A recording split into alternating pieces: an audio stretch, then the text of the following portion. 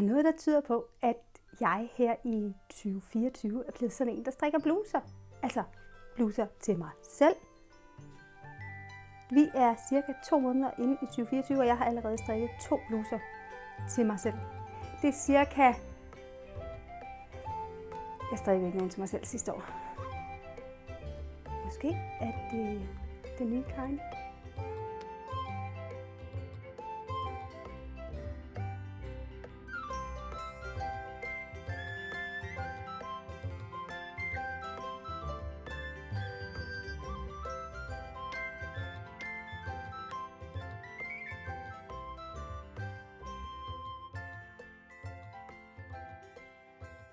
Velkommen til Strikromantik.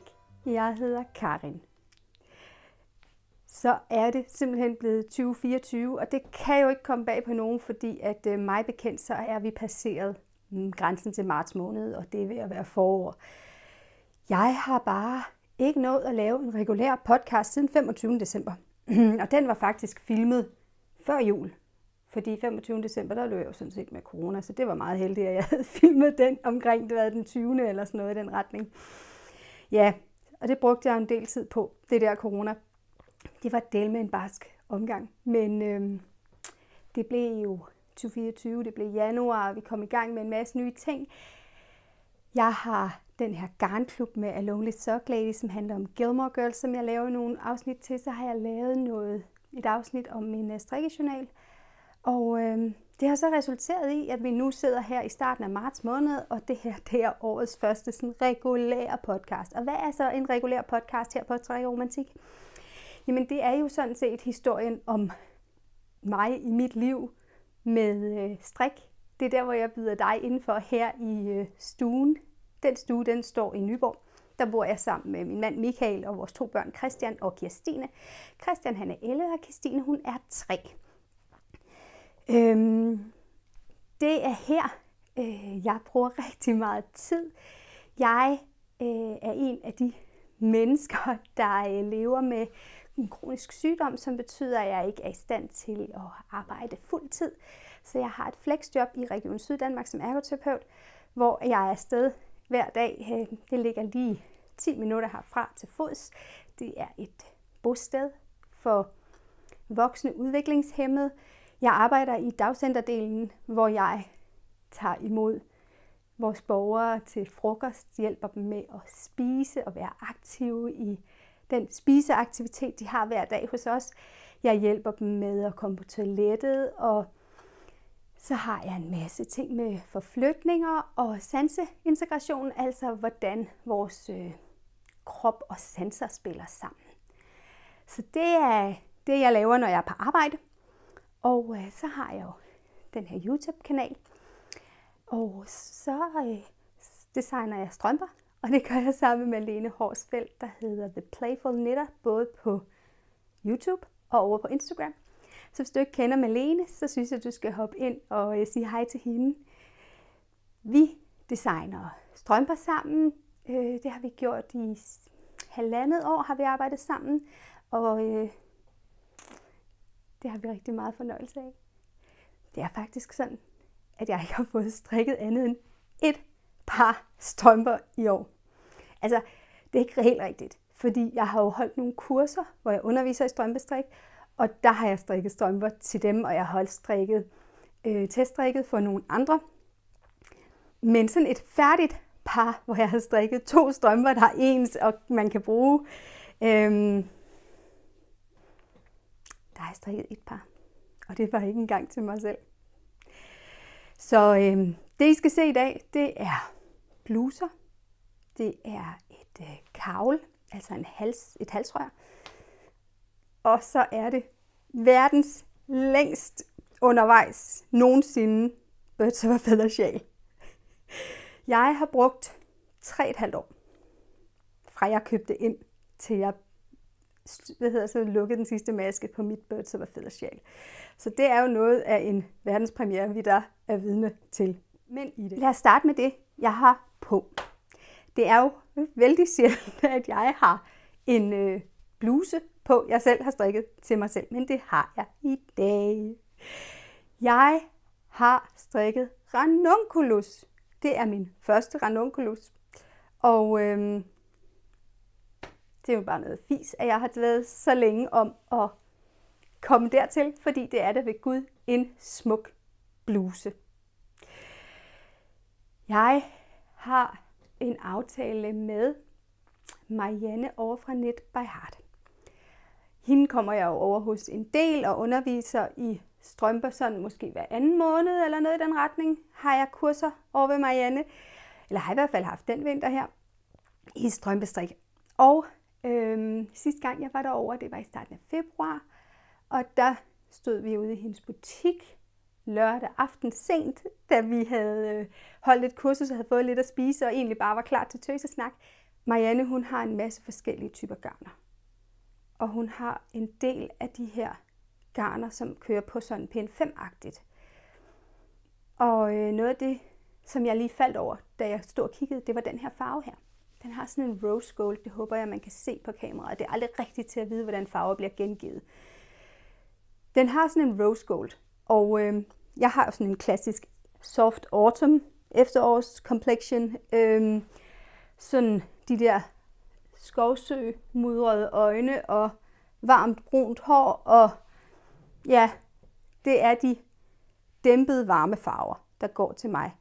Og en af dem, der ikke sådan er decideret klassisk efterår, som jeg kan godt med, det er den her rose gold. Lyserøde, der har en blå undertone og bliver kolde. Jamen, jeg kommer til at ligne et spøgelse. Det går slet ikke. Men den her. Så den farve faldt jeg fuldstændig for, da den lå der på en hylde. Og så tog jeg fat i den, og så kiggede jeg sådan på Marianne og sagde, der er bomuld i. Jeg prøver lige at vise jer, hvad det er, vi taler om.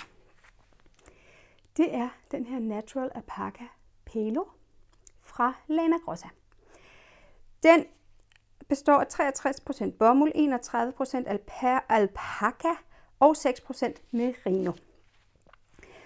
Og den minder sådan en lille smule om, hedder den EcoSoft fra Isager. Det tror jeg måske, den gør. Eller ja, at den hedder det. Men den her, altså det er sådan en 17-18 masker på pind 5-agtigt. Og jeg var sådan 63% bomuld. Ej, det magter jeg simpelthen ikke. Og så sagde Marianne bare, hallo, det er et vanvittigt lækkert garn. Prøv lige, hør her. Du fatter slet ikke, hvor fedt det er. Det her, det er jo et garn, der er mere vinter, end det er sommer. Det er tykt, og det er uldent. Så selvom der er bomuld i, som selvfølgelig giver det en tyngde og en lethed. Okay, det kom til at lyde meget mærkeligt. Det gør, at det ikke er så varmt. Og det gør, at det får sådan et fald på en anden måde, end hvis det havde været ren uld. Eller ren alpaca for den sags skyld, som jo har vældig meget fald. Så siger Marianne, ja, det er ligesom om, at folk ikke helt har forstået, hvor helt fantastisk et garn det er. Så skal vi ikke lige lave en deal. Hvis nu du lige får en pose med hjem af det her, kan du så ikke lige strikke noget i det? Vise det frem på podcasten og Instagram. Giv folk en rabatkode, og så fortæl dem, hvad du synes om det. Fordi så kunne det jo være, at der var nogle flere, der fik øjnene op for det her skønne garn. Og så må man jo sige, så havde jeg jo lige pludselig meget lidt på spil. Så jeg skyndte mig at sige ja tak til den deal. Det her, det har Marianne 15% rabat til jer med koden PELO15. Helt ind til udgangen af april.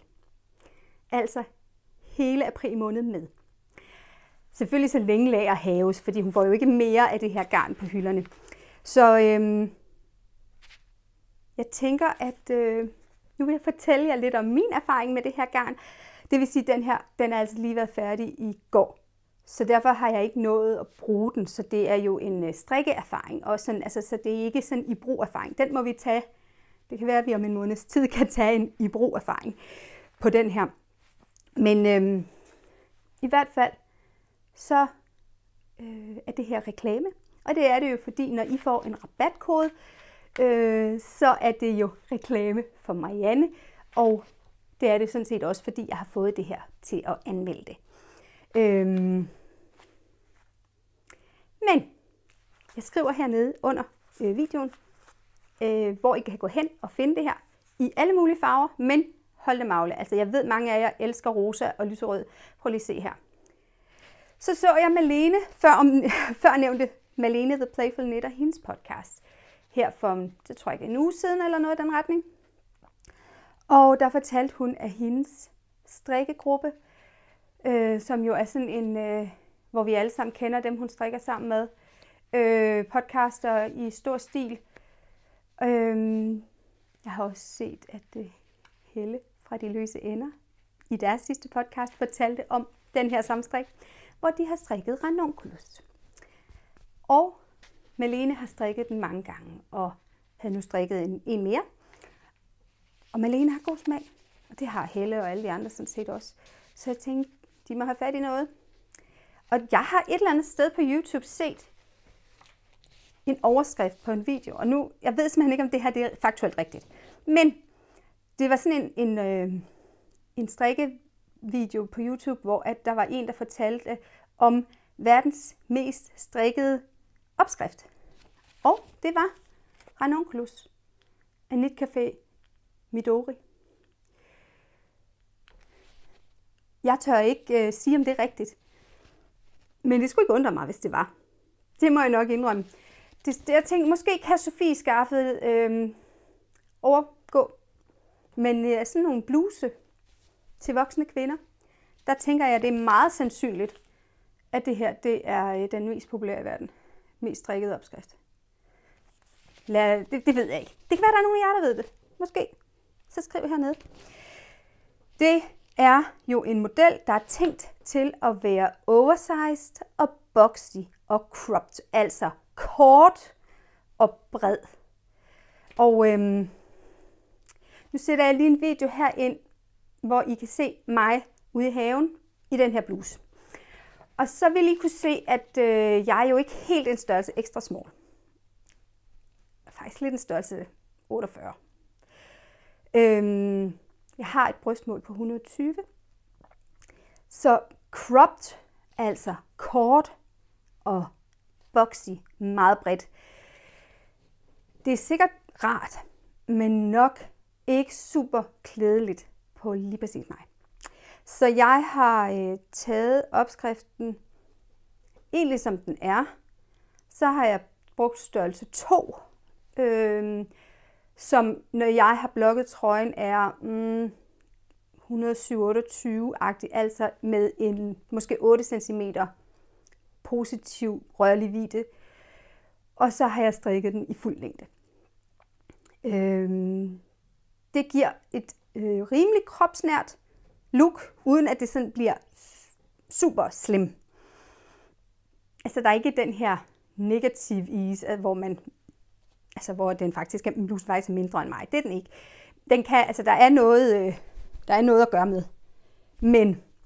Men den sidder rimelig tæt. Og jeg kan godt være i tvivl, om den skulle have været lige lidt større. Altså om jeg skulle have strikket den størrelse 3 i mønstret, og så have lavet med at blokke den så hårdt. Det kan være, at jeg gør det en anden dag, fordi det er faktisk en trøje, man kan strikke på en weekend. Altså det tog mig fra fredag eftermiddag til mandag formiddag. Og jeg havde begge børn hjemme hele weekenden, og vi havde endda sleepover inde på drengeværelset lørdag aften. Så hvis jeg havde haft lidt mere egen tid i den weekend, så ville jeg godt have kunne lave den på 3 dage. Jeg tænker i hvert fald, at de fleste ville kunne strikke den på en uge, og selvom man ikke har sindssygt meget strikketid. Så den bliver strikket på pind 6, og den kan strikkes i alle garntyper. Jo tyndere garn man har, jo mere sådan fald får man i stoffet. Ja, det er nok den. Det hører jo selvfølgelig med til den historie, at jeg har ikke vanvittigt meget erfaring med at strikke bluser til mig selv. Jeg har vel strikket 4 bluser til mig selv her de sidste mange år. Ja, det er noget i den stil. Jeg kan lige komme i tanke om en Ingen Dikkedarer og en... nu røg den. Den der Andrea Mori, som originalt er strikket Spin Cycle. Shifty sweater. Så har jeg strikket en Cloud fra Petit Knit, og så strikket den her. Jeg har sikkert også strikket noget mere, som jeg ikke har gjort færdig. Og derfor ligger det ikke lige inde i mit skab. Men det er en klassiker, nemlig der jeg ikke bliver færdig med tingene. Så på et tidspunkt så mister jeg interessen så meget, at jeg travler det op. Men i år har jeg så fordoblet antallet af hjemmestrikkede trøjer i mit skab, som jeg selv har strikket. Jeg har nemlig strikket en mere ud over den her.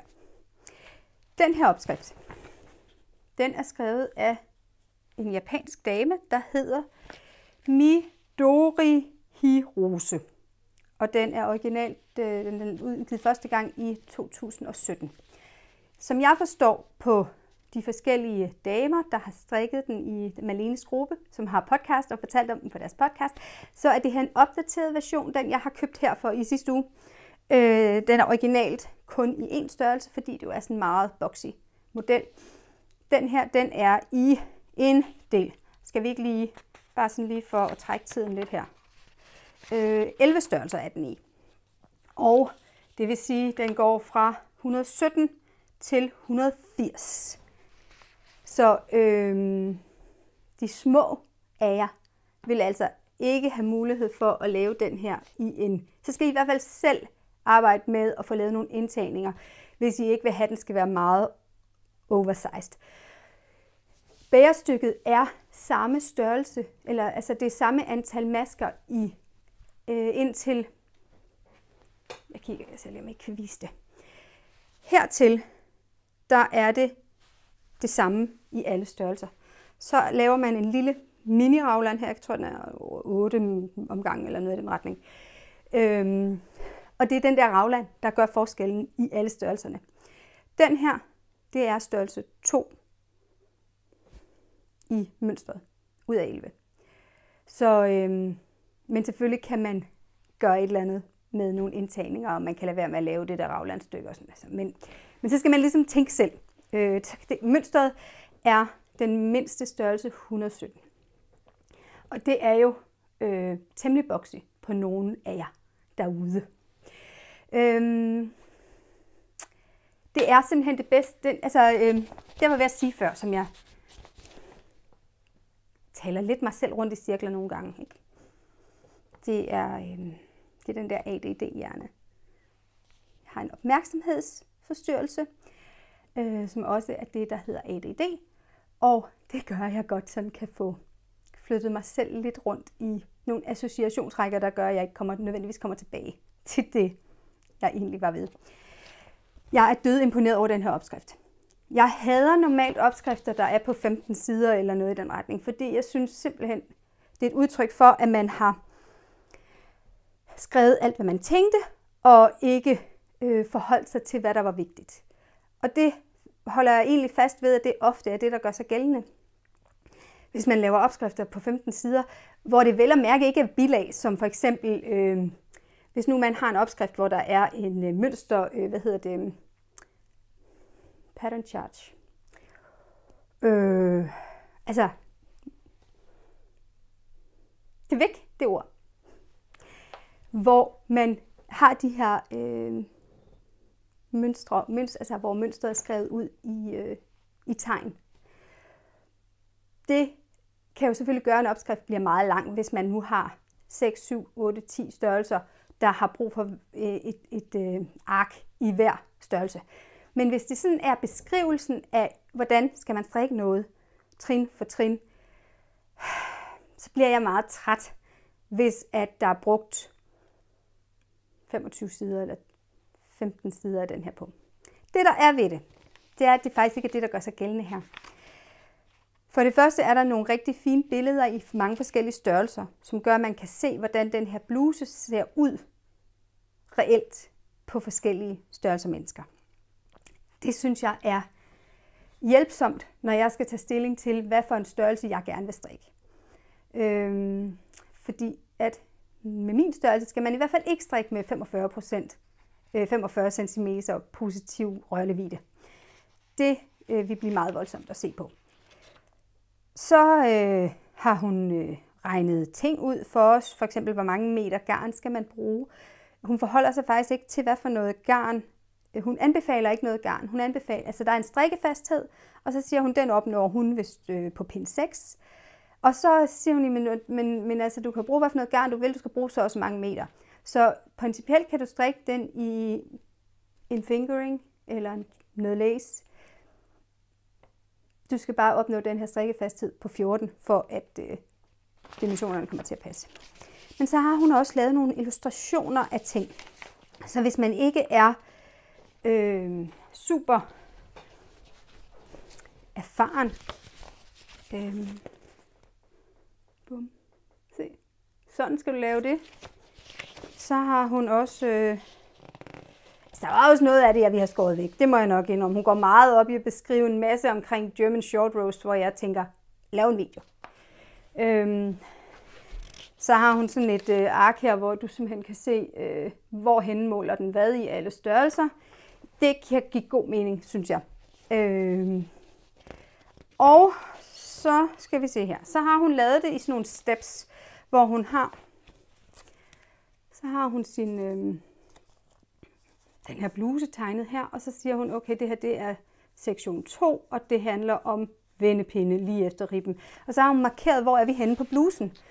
Det tager noget plads og nogle ord, men det er jo super pædagogisk, at vi simpelthen har en tegning, hvor vi kan se, hvor er vi henne på det her bluse, hvad er vi ved at lave her. Så har hun også her tegnet, hvordan er det, vi laver vendepinde. Så man ligesom kan se, okay, det er det, der bliver ment. Det der med at omsætte tekst til noget rummeligt ind i hovedet, det kan altså være svært, hvis man ikke har prøvet det før. Så på den måde, der går hun igennem alle stepsene i alle størrelser, og derfor så synes jeg, at 15 sider er fair i den her ranunculus opskrift.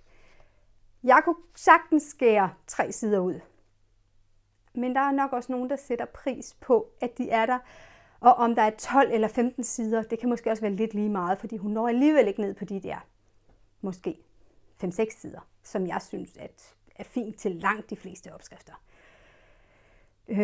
Så totalt gennemarbejdet, mega pædagogisk, mega altså strikketeknisk, super højt niveau, men beskrevet, så vi alle sammen forstår, hvad det er, hun vil have os til.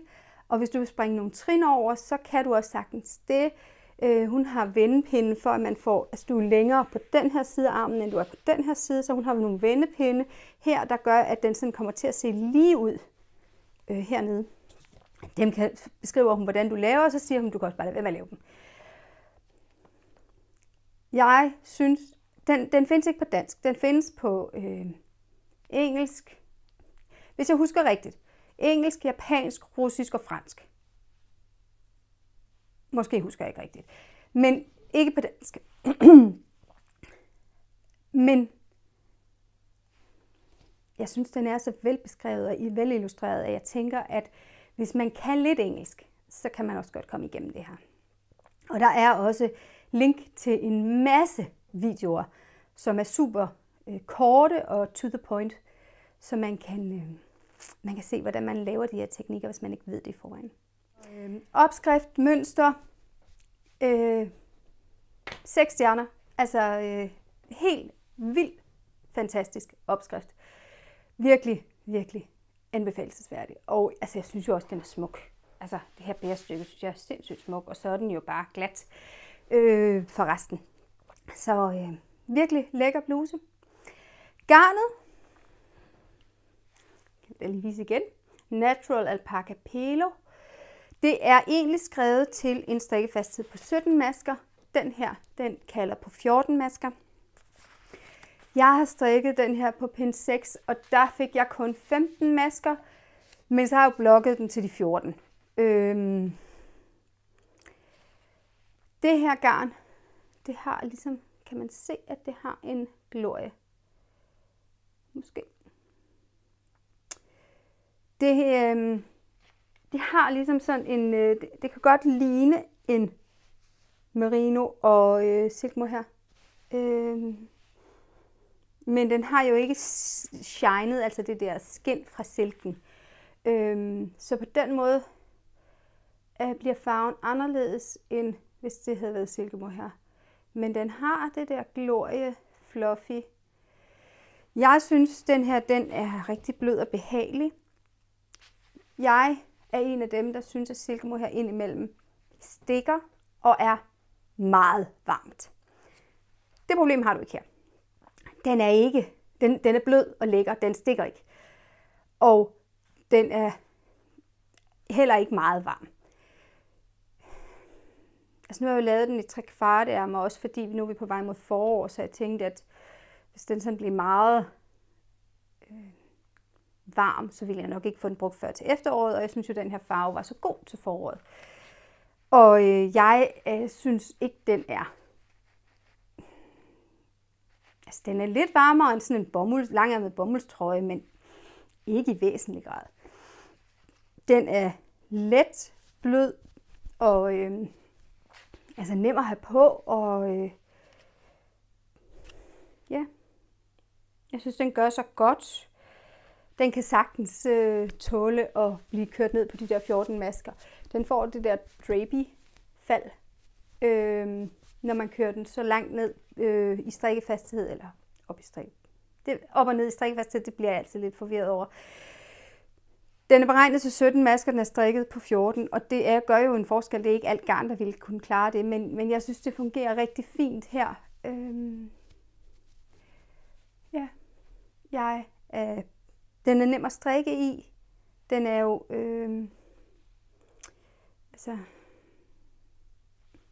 den splitter jo ikke overhovedet, som bomuld måske kunne gøre i andre sammenhæng. Den er vældig fin fast, og den fungerer super godt. Det man kan sige om det, det er, at når den så bliver blokket helt ned på 14, så kan den også godt, den er ikke så tilgivende. Man kan se, hvor der er vendemasker, man kan se hæftninger på bagsiden. Så enten så skal man sådan tænke over, hvor man laver de der skift, hvor man hæfter og laver sine vendemasker, eller også så skal man bare sige, at det er præmissen. Når jeg strikker bluser, og det gør jeg jo ved Gud ikke særlig tit, så det kommer til at lyde meget flot. Men jeg har engang lært oprindeligt, første gang tror jeg hørte det hos Charlotte K., at hvis man har et bryst, der er større end en B-skål, så skal man faktisk tilføre vendepinde for ligesom at få blusen. Fordi der går enormt meget ekstra stof foran, når man skal ud over en barm, der er større end en B-skål. Så skal man faktisk tilføre nogle vendepinde. Og når den her den er glatstrikket efter bærestykket, så er det jo nemt at gøre. Så det gør jeg, når jeg strikker bluser, hvor det kan lade sig gøre. Det kan det jo for eksempel ikke, da jeg lavede en shifty. Men det er også en cropped bluse, så det gjorde ikke så meget. Men det er vævestrik, så der kan man ikke på samme måde lige lave vendepinde. Det vil i hvert fald kunne ses på en anden måde. Ja, det var ikke det, vi skulle snakke om nu. I hvert fald, så laver jeg vendepinde, så jeg ligesom får lavet et brystindsnit og får givet den der ekstra plads til brystet. Og det samme gør jeg faktisk nede på numsen, fordi jeg har også lidt numse, der kræver lidt noget plads et andet sted. Så jeg laver vendepinde faktisk både ved brystet og ved numsen. Og så kan det altid være sådan en lille smule interessant, om man så ender på at have en bluse, der er helt lige. Fordi der er jeg i hvert fald ikke teknisk dygtig nok til at lige at kunne regne ud, hvad er det så, der skal til. Men så længe den bare er længere bag til, så betyder det heller ikke så meget for mig. En bluse må gerne være længere bag til end fortil, men helst ikke omvendt. Til mig i hvert fald. Så det tager jeg sådan lidt. Men hvis du har nogle gode råd til det der med at lave store størrelser, og hvordan man tilpasser på gode måder, hvor man er lidt mere sådan regner den ud, end jeg lige gør, hvor jeg tager det mildest talt meget på slump. Så skriv endelig her nedenunder, fordi at det kunne jeg da sikkert godt blive temmelig meget klogere på. Og jeg tænker ikke, at det her det bliver den sidste trøje overhovedet, jeg strikker i år. Jeg tror, at jeg kunne godt gå hen og blive sådan en, der strikkede bluser til mig selv. Så synes jeg da lige, vi skal tage den anden bluse, jeg strikkede i januar måned, må det jo være, jeg strikkede den. Ja, det var det da også. Det var faktisk vel nærmest i midten af januar. Det er Cloud fra Petit Knit. Det vil sige, det er lidt modificeret, fordi jeg for eksempel ikke lavede halskraven, sådan som hun vil have den. Men det er den opskrift, jeg har købt, og jeg har fulgt. Og så har jeg altså med maskeantal og sådan noget i det store hele, konstruktionen. Og så har jeg så tilført mine egne ting til den. Og det er igen det her med, at jeg laver vendepinde hen over brystet og numsen, så der bliver plads til det, der skal være plads til der, hvor det er. Hvis jeg bare strikker det hele større, så sker der flere ting. For det første så bliver det for stort til mig, at jeg drukner lidt i det. Fordi jeg på ingen måde er... Altså jeg er for eksempel ikke specielt bredskuldret, så jeg skal ikke have slået alt for meget op herop, for så bliver det for stort. Så er det jo så nede under, hvor man faktisk, det er omkring, hvor man skiller ærmer og krop fra hinanden. Det er der, jeg har brug for noget plads til barmen. Og så er det jo endnu længere, altså meget længere nede på numsen, at jeg har brug for noget ekstra plads. Samtidig så har jeg faktisk sådan en rimelig god sådan taljelinje, som der bare heller ikke må drukne i det der cirkus. Og hvis vi så bare gerne vil ende med nogenlunde linje for neden,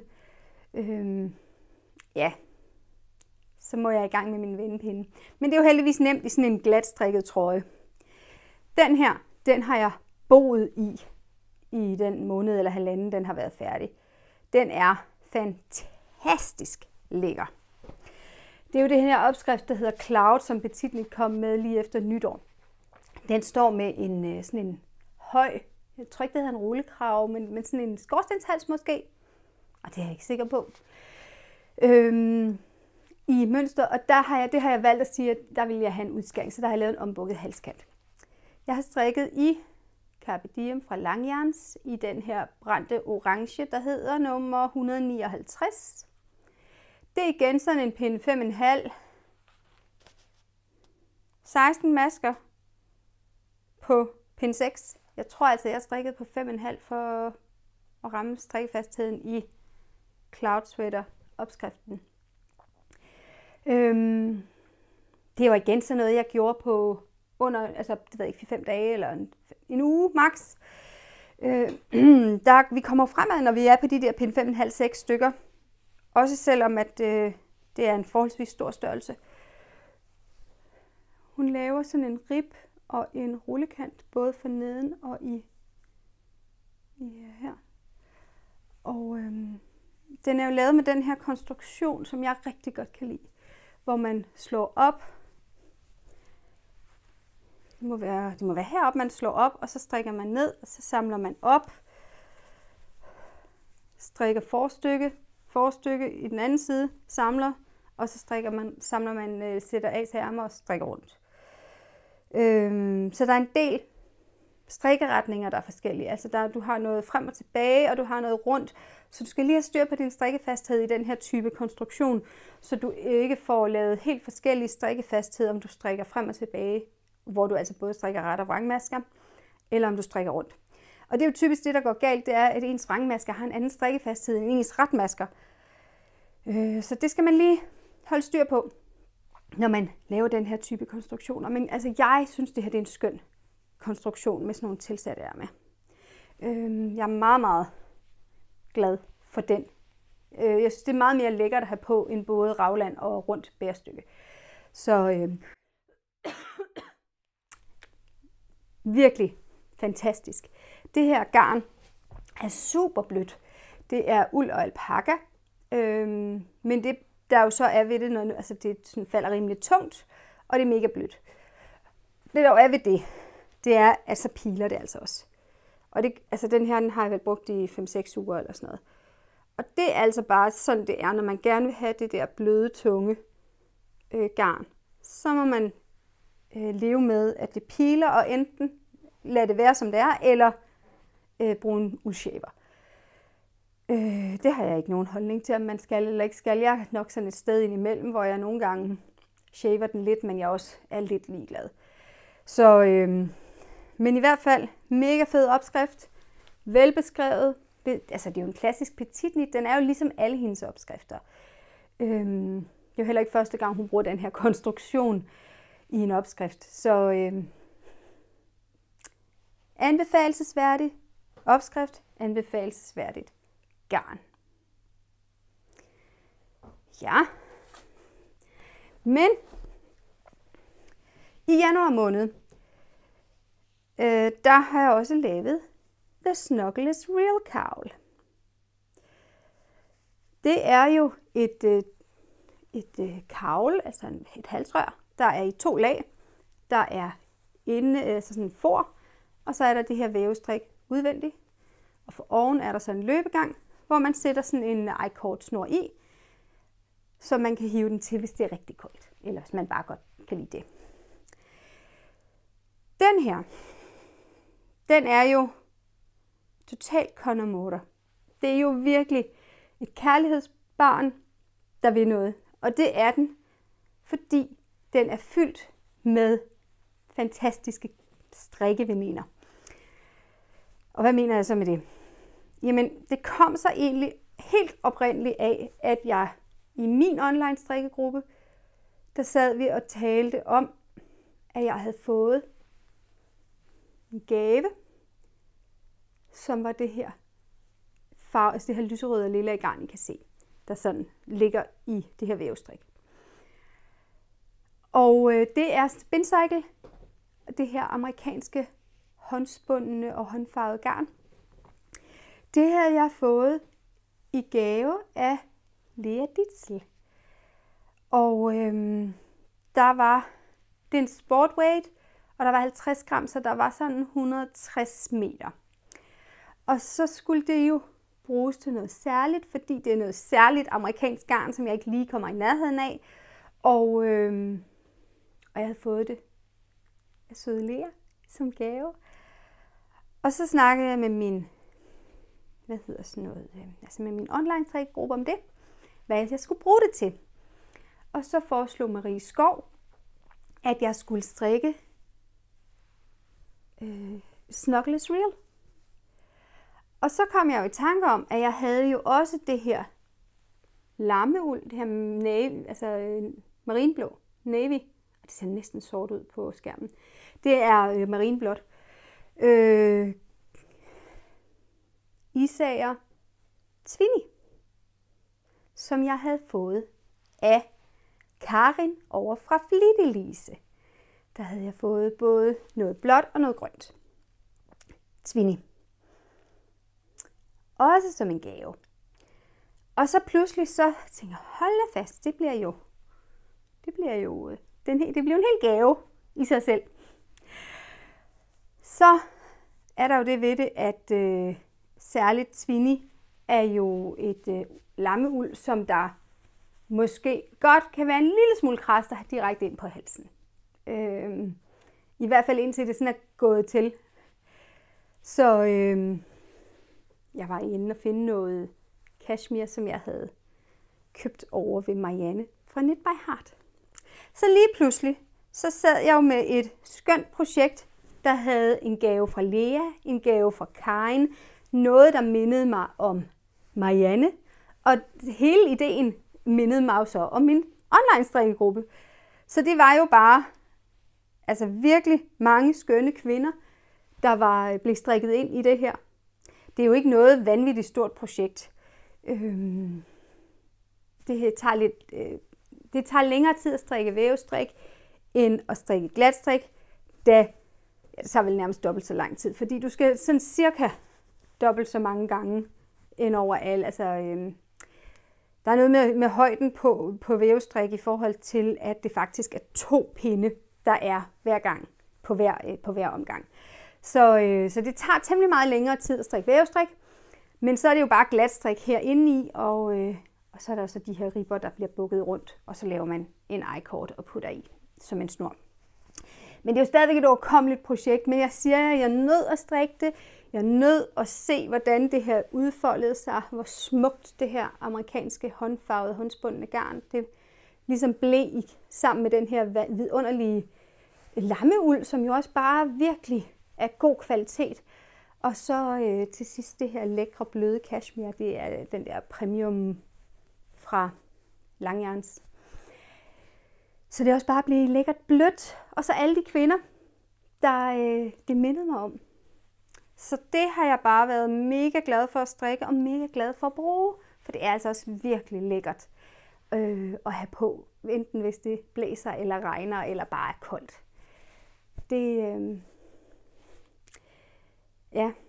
Jeg tænker ikke, det er sidste gang, jeg har strikket The Snuggle is Real. Heller ikke, selvom det næste gang nok ikke bliver helt så luksuriøse garner og med helt så meget affektionsværdi. Men det er fedt. Jeg tænker, at det kan godt være, at hele familien skal have sådan et til næste vinter. Ja. Det der Birds of a Feather, altså det er jo spændende at vise frem, fordi det er jo et mega stort sjal. Det er, nu skal jeg se, om jeg kan finde ud af at vise det frem. Bare sådan nogenlunde.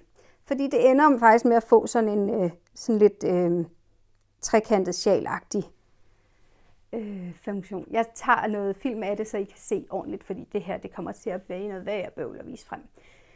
Det er et sjal, der er strikket fra spids til spids, og så får det jo sådan en trekantform i ind- og udtagninger. Det er jo det her famøse sjal, jeg har brugt 3,5 år på at strikke.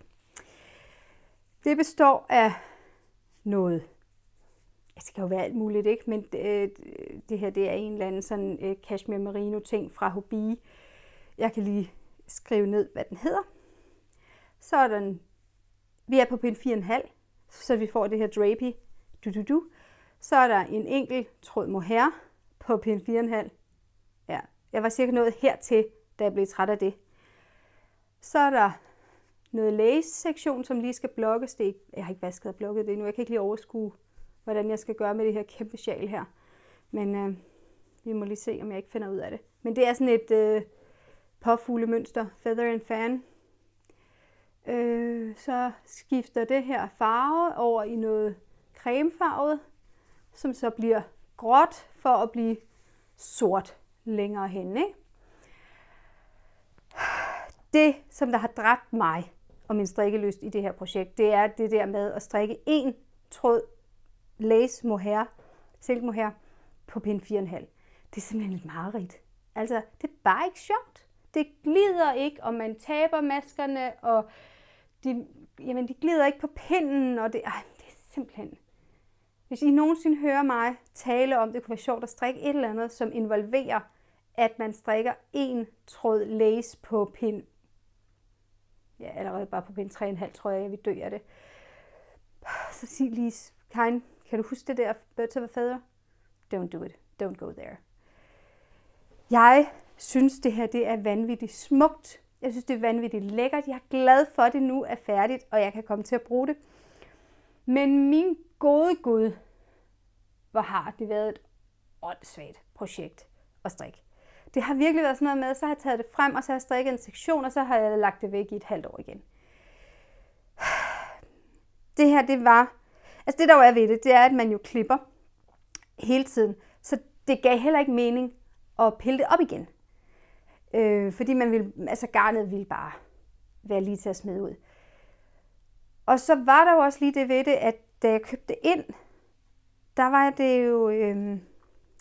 kan I huske det der år, der hed 2020? Jeg tror godt, I kan huske det. Jeg tror godt, I kan komme i tanke om et eller andet, I ikke lavede i 2020.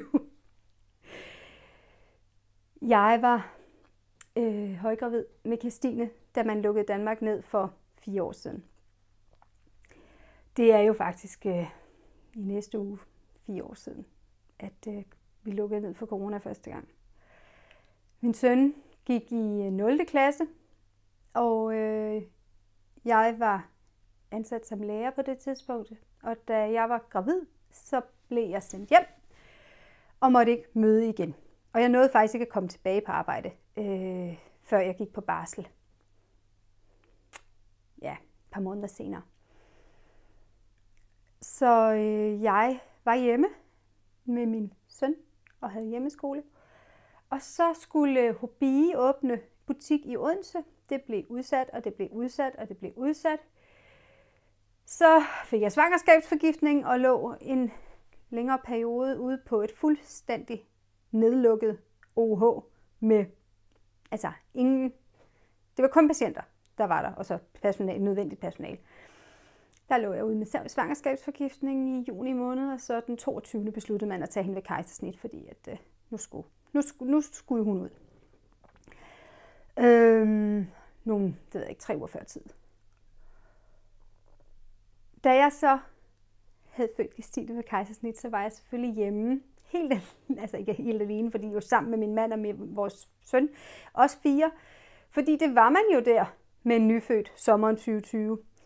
Og på et tidspunkt, da det hele løsnede sådan en lille smule op i juli-august måned et eller andet, og man kunne bare med nogenlunde sikkerhed tage en baby i en barnevogn og tage til Odense og se på garn, så tog jeg i Tarp-centret, ude hvor Hobie ligger, og der købte jeg ind til det her projekt.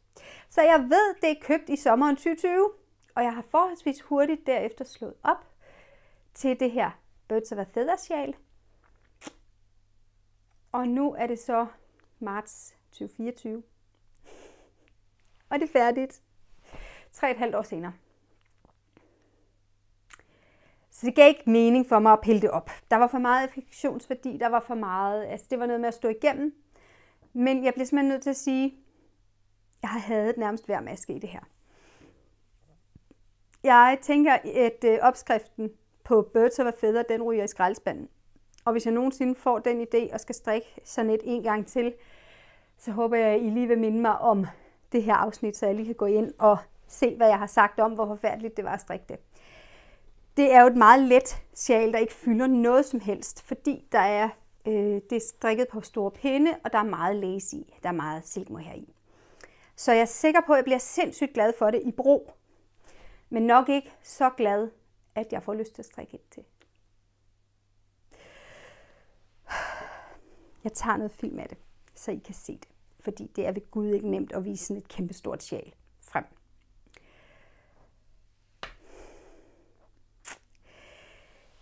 Jeg har strikket flere ting i det her år. Jeg har strikket en finbladshue. Jeg havde en samstrik, hvor jeg Christa Rose Jensen, som har skrevet lavet opskriften til finbladshuen. Hun var med og gav en præmie til det. Og der var en hel del af jer, der var med, og det er afsluttet for længst. Og der er trukket præmier og sendt ud og sådan alt muligt. Men den har jeg strikket. Så har jeg strikket nogle halvvanter. Det er den opskrift fra Dr. Fabricius, jeg bruger på fingerløse vanter. Den er rigtig lækker. Så har jeg strikket nogle benvarmere til min kollega. Det var simpelthen skaftet på Back to the 80's strømperne, så i stedet for at strikke fod på, så har jeg bare lukket af, så det kun blev benvarmere, 2-farvet patent. Så har jeg strikket de her strømper, Wrap 'em All Vanilla Socks til min kollega, og så har jeg strikket et Sophie-scarf til en tredje kollega. Det bliver til noget kollegastrik her. Og så har jeg så strikket de ting, vi har snakket om i dag. Så det er da blevet til noget her udover at jeg også har lavet noget teststrik og et kursus i strømpestrik, som jeg har strikket til. Så det er blevet til noget her i 2024. Det er ikke fordi, jeg ikke har strikket, at jeg ikke har podcastet. Tværtimod. Der er flere ting på pindene rundt omkring, men det kommer vi ikke til at tage med i dag. Fordi det bliver simpelthen for langt, tænker jeg. Måske er de færdige næste gang. Måske er de stadigvæk på pindene. Det må vi se, hvad det kan blive til. Jeg vil i hvert fald afrunde strikkedelen nu. så vil jeg lige sige en lille smule omkring de bøger, jeg har læst her i det første del af 2024, og give jer en anbefaling. Og så er vi vel ved at være til vejs ende for den her strik-podcast. Ligesom så mange andre danskere, så var jeg jo vældig optaget af, at vi startede det her år med at få en konge. Det gjorde jo også, at jeg slugte alle de her portrætudsendelser, der var på fjernsynet, enten på streaming eller på Flow TV. Og så, da jeg åbnede Mofibo-appen, lydbogsappen, så var der jo også en skrækkelig masse lydbøger, portrætbøger, biografier, alt muligt, der handlede om kongefamilien. Og det gik jeg også ombord i. Jeg lyttelæste noget om dronning Ingrid. Jeg lyttelæste noget om kronprinsessen, den nuværende dronning, hendes majestæt dronning Mary. Det skal jeg stadigvæk ikke vende mig til at sige. Det ligger super meget på ryggraden, det der med at sige kronprinsessen. Men hendes majestæt dronning Mary. Jeg læste noget om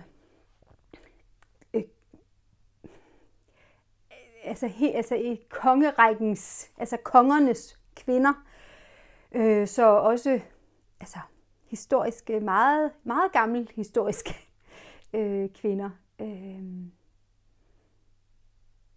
Alt muligt. Og så læste jeg den, der hedder En kongelig familie.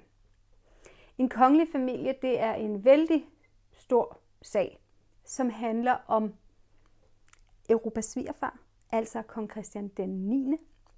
og hans ægteskab og familie, og hvordan de her enormt mange børn blev giftet sig ind i Europas kongehuse, fyrstehuse på forskellig vis. Og så ledende derefter også. Så det er en bog, der man kommer ret langt ned i den slægt, som kong Christian den 9. efterlod sig. Kong Christian den 9. han var jo slet ikke født til at blive konge. Han blev konge af Danmark, fordi at Frederik den 7. ikke efterlod sig nogen arvinger. Så måtte man ud og kigge der i midten af 1800-årene, måtte man ud og kigge, hvem kunne så blive kronprins, da det stod klart, at Frederik den 7. ikke kom til at efterlade sig arvinger. Og der var heller ikke lige umiddelbart, der var ikke lige en bror eller et eller andet, der stod klar der. Så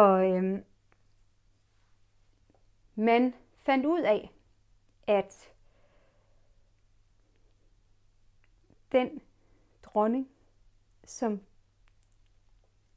Louise, som Frederik den 9. Var gift med, hun faktisk, der var nogle forbindelser, som jeg ikke lige vil redegøre for her, der gjorde, at hun var interessant til at arve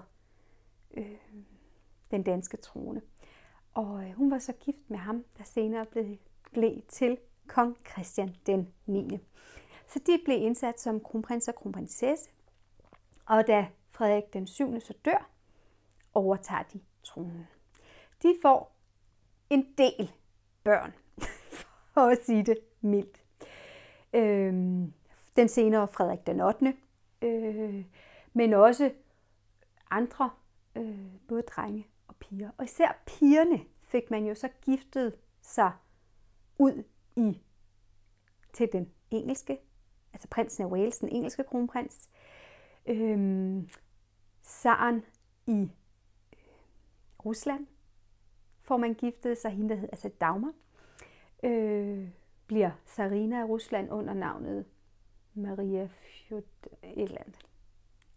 Ikke Dagmar. Så er der ham, der kommer til Norge. I 1906, der får Norge et valgkongedømme.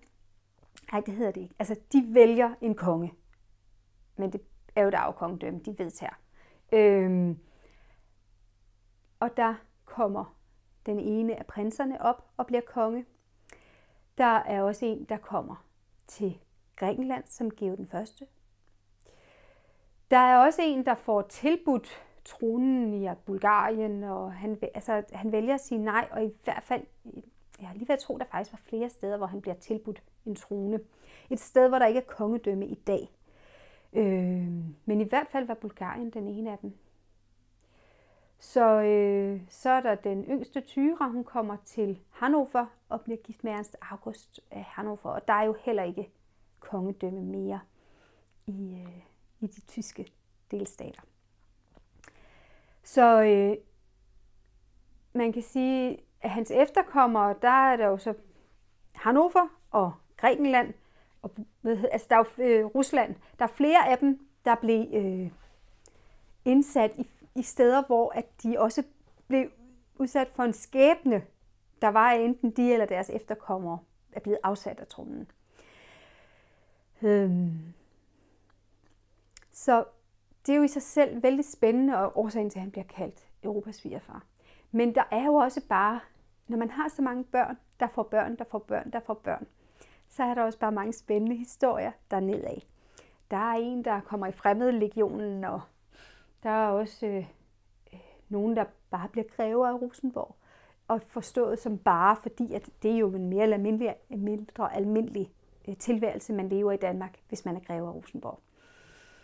Det er jo en titel, man har opfundet til prinser og jeg vil egentlig til prinser, der gifter sig borgerligt og derfor ikke kan beholde deres prinsetitel. Det jeg tror, det er det, der er definitionen af en greve af Rosenborg.